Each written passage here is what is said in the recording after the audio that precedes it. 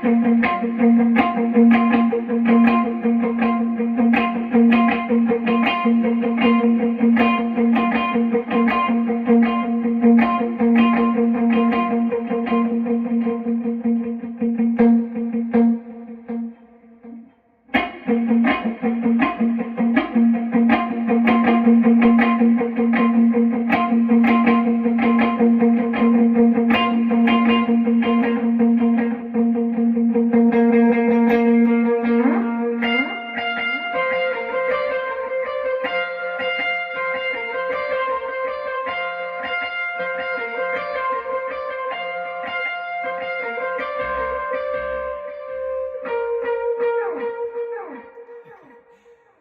right, hey, what's going on?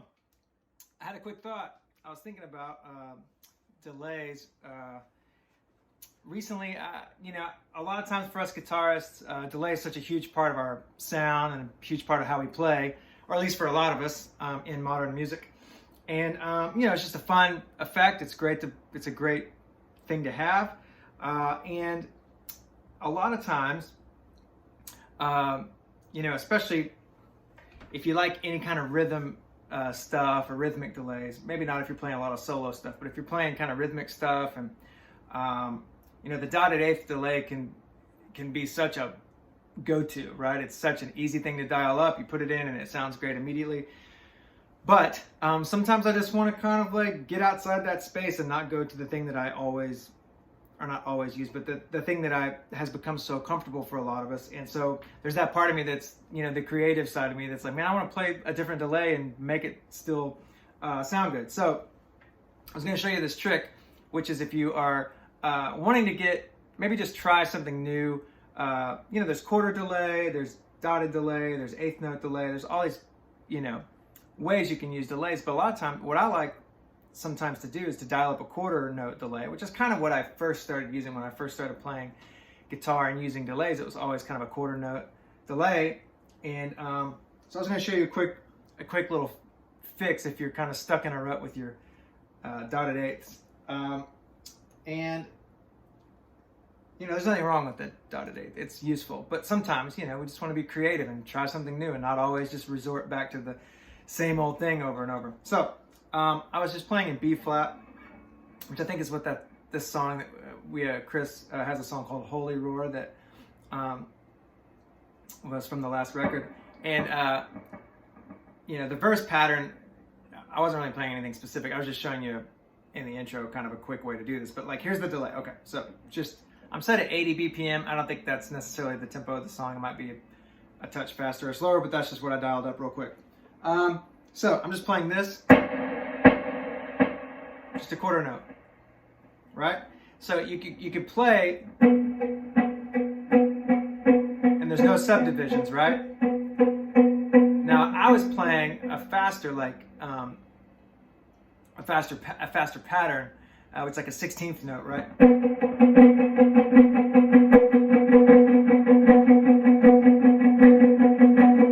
And that's fine, that sounds cool, but that's all. There's no hop or skip to that. It's just straight. So if you wanted to add a little bit without having the dotted eighth doing all the work for you, all the bap, you could do it with your hands.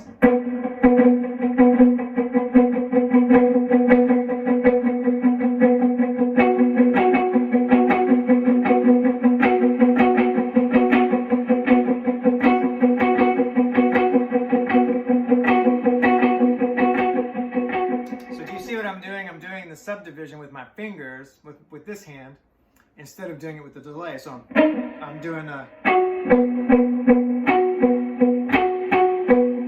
just throwing in like a little what would be a dotted eighth sound, but I'm doing it with my hands. So I'm just trying to imagine what I want the dotted eighth feel to do, or maybe just what I want the kind of swing. Sometimes you're trying to match a tom pattern or a drum thing, or maybe it's the acoustics. You're just kind of matching this like.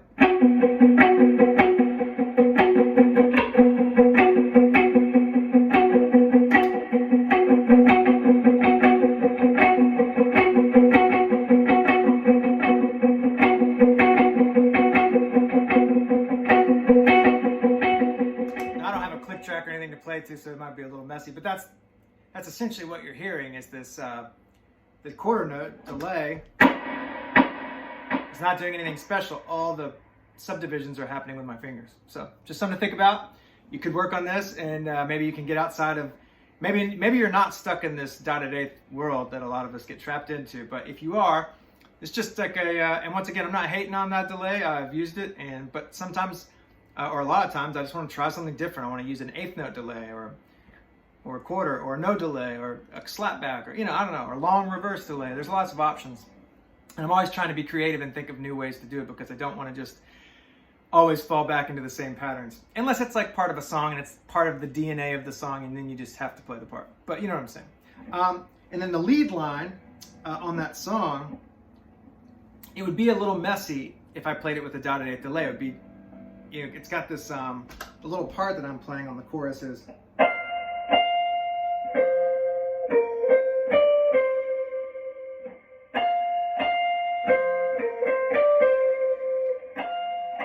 I'm up on the, what is that, 18th fret? And all that is that's just built out of that shape, right? Which is like if you're capoed up here playing G. But with a dotted eighth, I'm playing this little pattern. Ba, ba, ba. That could get a little messy with all the dotted eighth stuff banging around. But what you get is you get one subdivision, ba, ba. So you're pushing, ba, ba, da, ga, ba, da, ba. So when you get that with the quarter,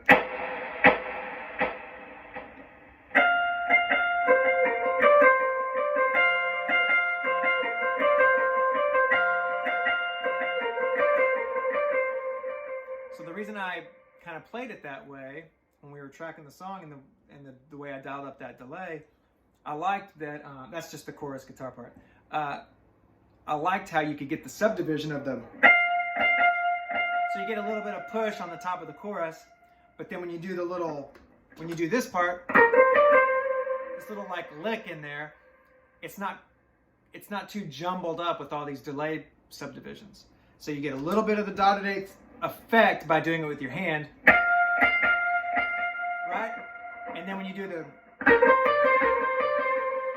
that's all with the quarters, and so you still hear the little lick, the little ba-da-ba-da. So.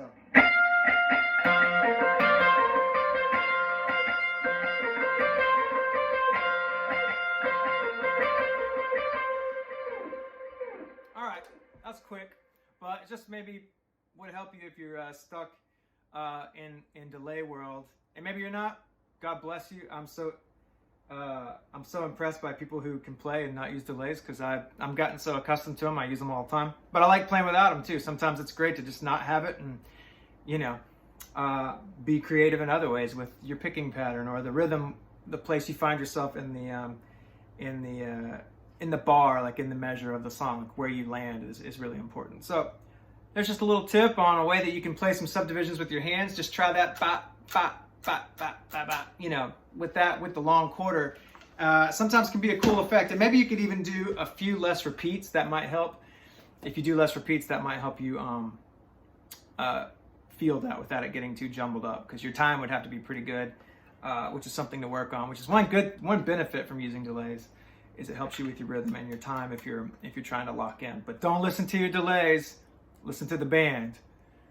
Play to the drummer, listen to the hi-hats, listen to the acoustic guitar, the rhythm stuff. Listen to your bandmates, not just your delays. A little tip. Okay, thanks guys for watching. Hit me up with any questions below and I'll be happy to answer. Hope you have a good day.